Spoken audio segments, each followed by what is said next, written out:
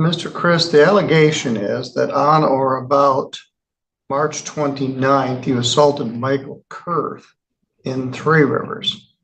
It's a misdemeanor punishable by up to 93 days in jail and a fine of up to $500.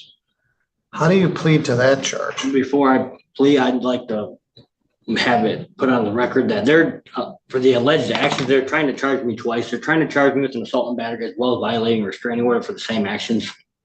Well, they can do that. Why? It's two different things. But it's the same action. Isn't that double jeopardy?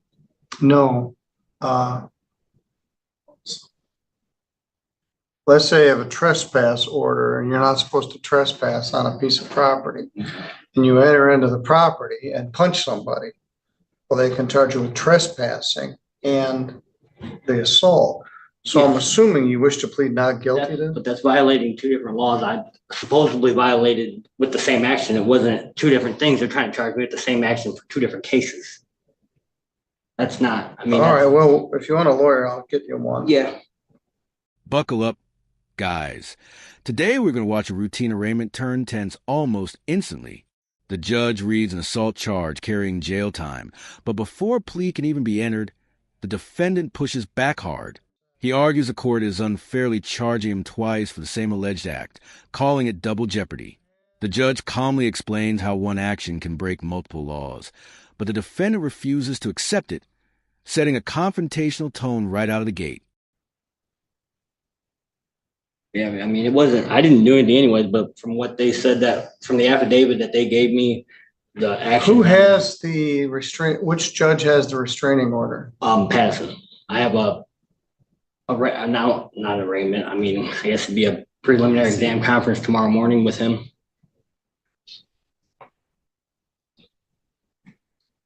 Because they're saying I violated the restraining order by assaulting him. Okay, well, all right, we'll sort that out. Set attorney pretrial for July 12th, 2024. As the exchange continues, the defendant shifts from legal argument to outright denial. He insists he did nothing wrong and begins questioning the restraining order tied to case, even asking which judge issued it. He references another court appearance scheduled for the very next day, hinting at overlapping legal trouble. The judge listens, but ultimately shuts down the debate, asserting control and moving the case forward by setting a pretrial date. Mr. Chris owes $1,175 worth of unpaid fines and costs. He has a controlled substance case from 2021 where he owes $175. He has a defective equipment case where he owes $125. He has a previous assault and battery, 221627, where he owes $275. He has disturbing the peace, where he got the minimum fine of $125. He hasn't paid that, 222147. And he has a felony resisting and obstructing reduced to a misdemeanor, attempted resisting and obstructing. He owes $475 and he hasn't paid anything on that. So why don't you please take Mr. Chris into custody? Then the courtroom atmosphere changes. The judge begins listing the defendant's unpaid fines, one case after another.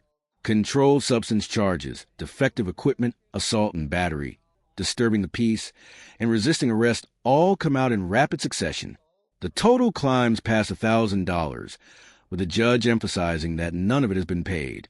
What initially looked like a single charge now appears to be part of a long-standing pattern of unresolved legal issues.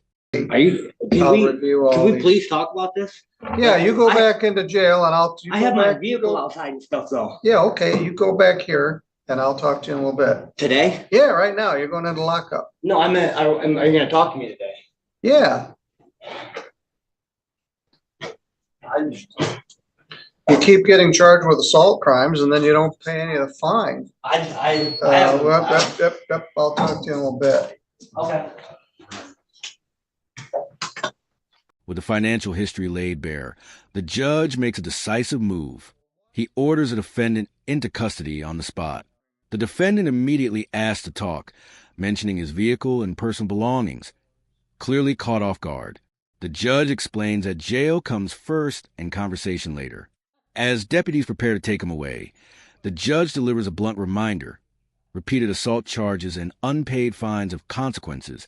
And today, those consequences are unavoidable. Hi. Mr. Joshua Lee. Hey, I was thrilled to come in this morning and find that adjournment in the CAF case. Oh, were you? But Are you it being wasn't, sarcastic? no, it's like the fifth time it's been adjourned. And he's I like, know. a previous, well, why didn't you tell me about that when I said it? And he's here on another one this morning for a pretrial, for an MDOP. Oh yeah, of Mr. Miller's car. So, I don't know. I thought the deputy was for me. I've got an in custody too I need to see, but, Okay. so, I'm gonna have you come back when I deal with Mr. Christ, Yeah, but that's fine.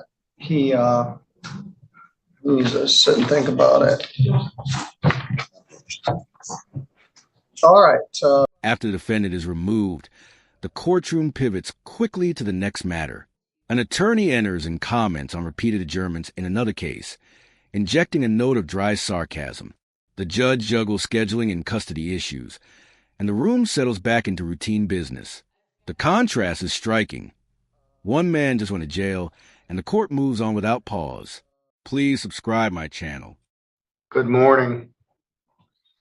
Today is May 31st. It's the last day of the month, and I'm making a special announcement here.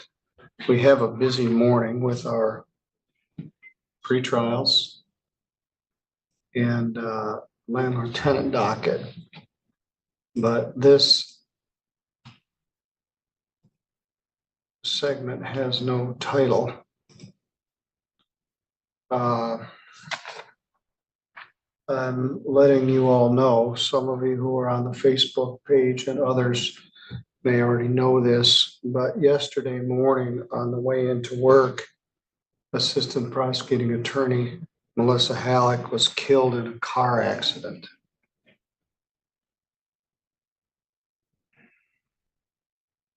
She had been a member of the bar here in St. Joseph County for about 10 years.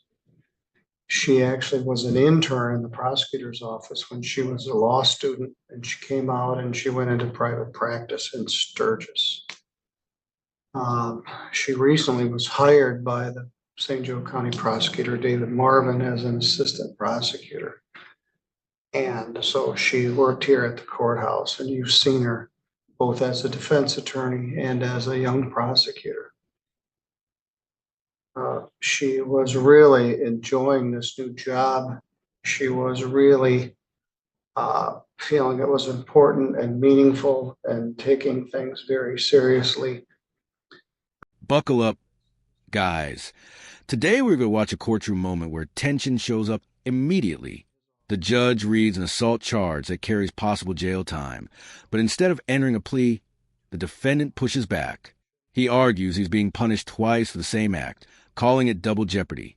The judge calmly explains how one incident can violate multiple laws, while the defendant insists he did nothing wrong. The exchange sets the tone for a combative and uneasy hearing. We had a hearing on Tuesday that started at 10:30. She thought it started at 10.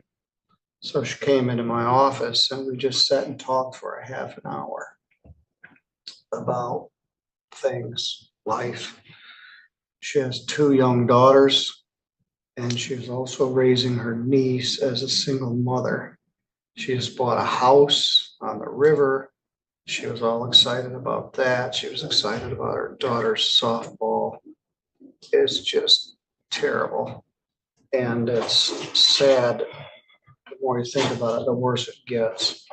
Mr. Marvin closed his office yesterday afternoon, and you can certainly understand why. But we're here doing our work. Mr. Marvin is here with me right now in his office. As you can imagine, is quite devastated by this. But we have to continue to do what we need to do. So we will be continuing to hear our cases. We're about to do a competency hearing, and then we have pretrial conferences this morning. Mr. Marvin also is back to a 2-person office. in an attempt to cover 4 courts and now 2 buildings. So it's Mr. Marvin and the chief assistant Joshua Robert who are going to be trying to cover everything. So people have asked, what can we do? Is there something we can do? The answer is, I don't know yet. The County Bar Association is going to have a meeting on June 10th. And there may be some sort of fund or a something set up for her daughters. And if that happens, we'll certainly let people know about it. I'm assuming her obituary will be in the Sturgis paper, probably the Three Rivers paper. Anyway, we're all very sad and we have work to do. So say a prayer for Melissa, her daughters, her family, and everybody that loved her. So I'm going to stop this. I left the stream on. Now we're going to go back to mundane business, but life continues. So thank you all for checking in. The hearing takes a sharp turn as the judge shifts focus from a new charge to the defendant's record. A long list of unpaid fines and past cases is read into the record, revealing a pattern of unresolved legal trouble. With frustration clear, the judge orders the defendant into custody. The defendant tries to protest and asks for a conversation, but is escorted away. The clip closes with courtroom staff discussing repeated delays and ongoing cases.